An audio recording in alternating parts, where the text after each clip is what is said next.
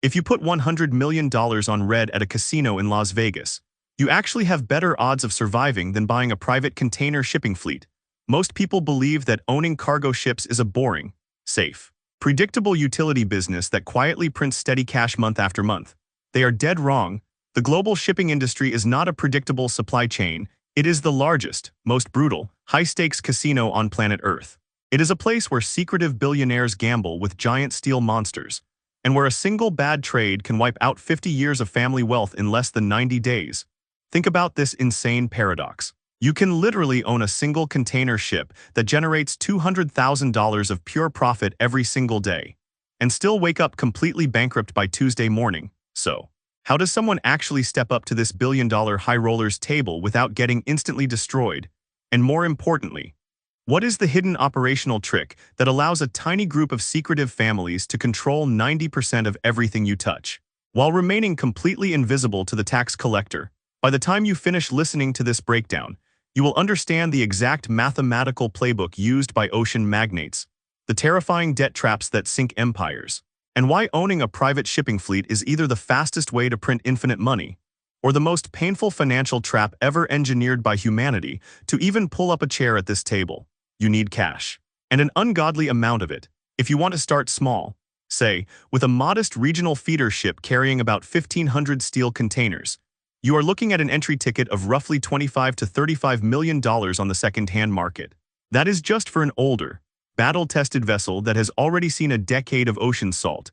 If you decide to step up to a Panamax vessel, designed to squeeze through the tight locks of the Panama Canal carrying 4,000 containers, the price tag jumps to $65 million. But if you want to play in the big leagues with the mega vessels, those modern titans that span longer than 4 football fields and stack 20,000 containers high, a single brand new ship will cost you well over $180 million.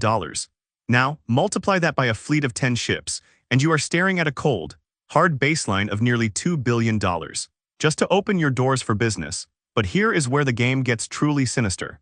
Buying the steel is actually the easiest part of the gamble, because the moment your ship touches seawater, you enter a legal labyrinth designed by century-old maritime cartels.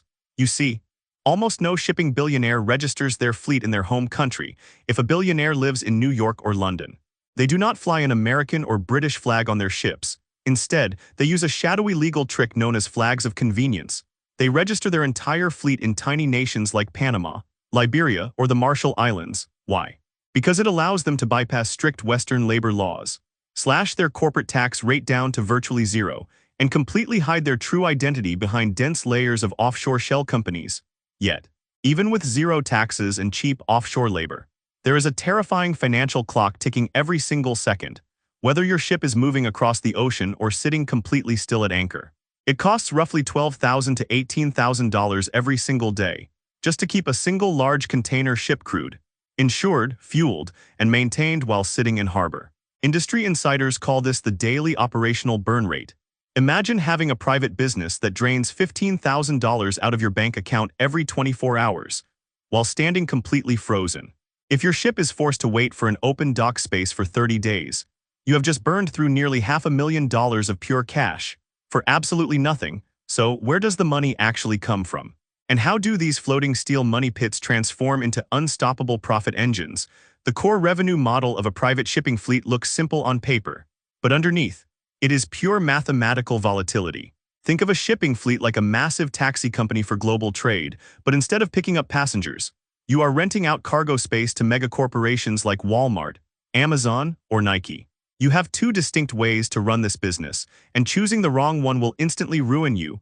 Option number 1 is the long-term time charter. You rent your ship out to an ocean carrier on a fixed multi-year contract.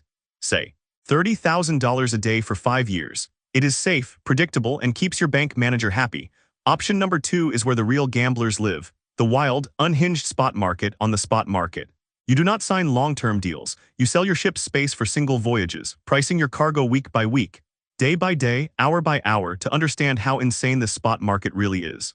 Imagine running a simple neighborhood bakery, where a single loaf of bread costs $1 on Monday, $50 next month, and 10 cents 3 months later. That is not an exaggeration. That is the precise reality of ocean freight rates. Most people believe shipping magnates make their money when world trade is calm, stable, and growing. But the cold, Hard data reveals a shocking counterintuitive truth. The biggest fortunes in shipping history were not made during times of peace and prosperity.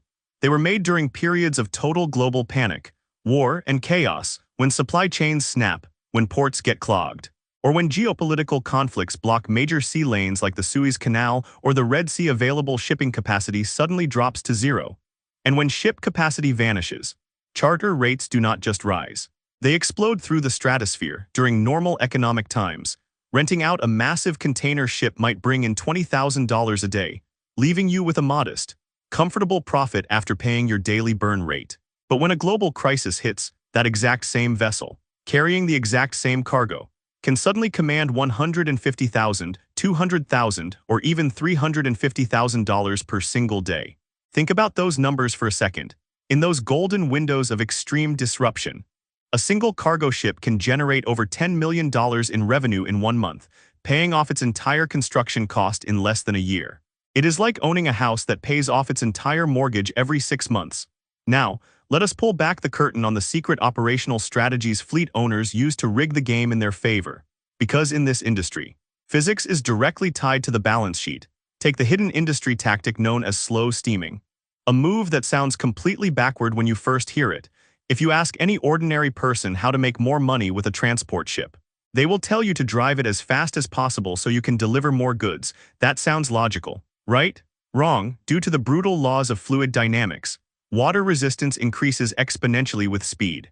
Doubling a ship's speed does not double its fuel consumption. It quadruples it, by simply ordering a ship's captain to slow down by just 3 or 4 knots. A fleet owner cuts the vessel's fuel consumption by up to 40%. That single decision saves over $20,000 a day per ship in heavy marine fuel, and here is the psychological masterstroke. When an entire fleet of ships slows down across the ocean, it takes longer for cargo to arrive. This artificially shrinks the global supply of available ships, pushing spot charter rates right back up. They save millions on fuel while simultaneously forcing their customers to pay higher shipping fees. Then there is the algorithmic science of container stacking. Every single steel box loaded onto a ship is placed using complex predictive software designed to optimize weight distribution, balance the center of gravity, and arrange containers based on their final destination port. If a ship's crew makes a mistake and stacks a container bound for Los Angeles beneath 10 containers bound for Tokyo, that vessel will waste 8 extra hours at the dock in Japan moving boxes around. In the shipping business, 8 hours of dock delay costs roughly $30,000 in extra port fees, burnt fuel schedules, and missed canal slots. Every single millimeter on deck is engineered purely to eliminate human friction and squeeze maximum profit out of every nautical mile. Step back and look at the entire picture.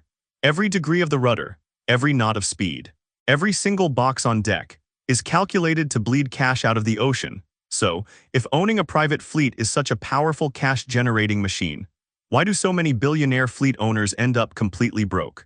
Why do men who controlled vast maritime empires, ending up standing in bankruptcy courts watching their assets auctioned off for pennies on the dollar? The answer lies in the deadliest trap in high finance: the boom and bust shipping supercycle. When global shipping rates spike and profits are sky high, fleet owners get blinded by sheer euphoria. They look at their bank accounts bulging with cash, and they convince themselves the good times will never end.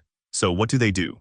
They run straight to shipyards in South Korea, China, and Japan, dropping billions of dollars in borrowed cash to order massive fleets of brand new ships.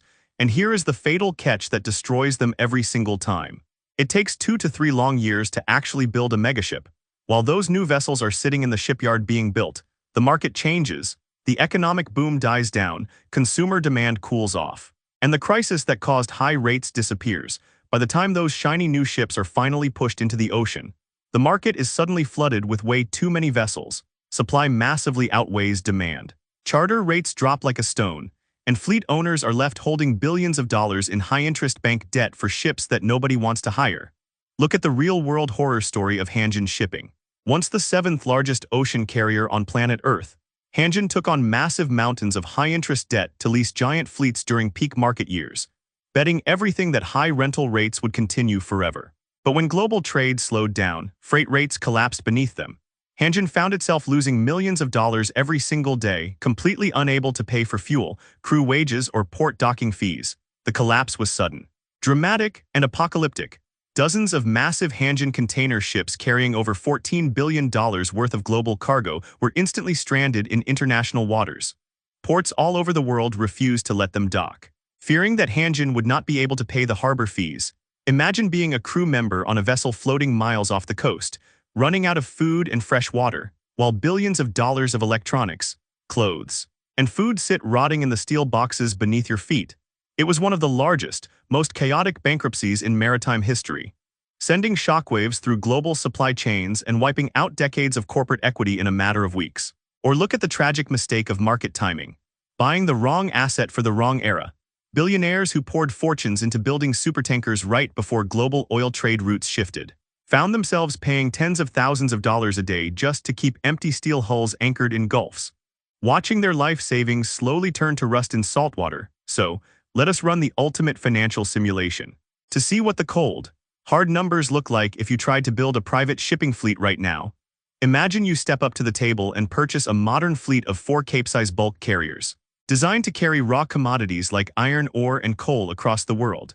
Your total capital outlay for these 4 ships sits at roughly $240 million. Assuming you secure a standard maritime loan covering 70% of the purchase price, your annual debt service for interest and principal payments will come out to roughly $18 million a year. Next, add in your daily operational burn rate for 4 ships, crew salaries, marine insurance, routine maintenance, dry docking reserves, and lubricants will run you roughly $24 million every year.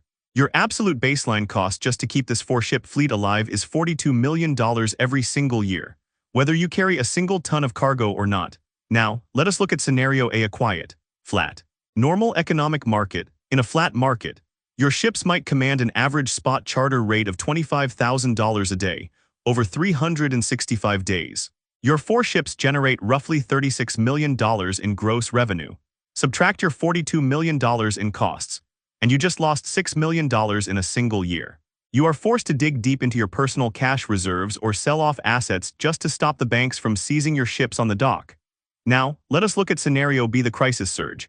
A major geopolitical shift occurs. Trade routes are forced to reroute, and charter rates jump from $25,000 a day to $60,000 a day for 2 consecutive years. Suddenly, your 4 ships are generating nearly $88 million a year in gross revenue, after paying off your $42 million in operating expenses and bank debt. You walk away with $46 million in pure net cash profit every single year. In that dream scenario, your payback period to recover your entire initial equity investment drops down to under 18 months, transforming you from an ordinary investor into an elite ocean baron almost overnight. Owning a private shipping fleet is not just an ordinary business. It is a terrifying financial tightrope walk played out across the vast,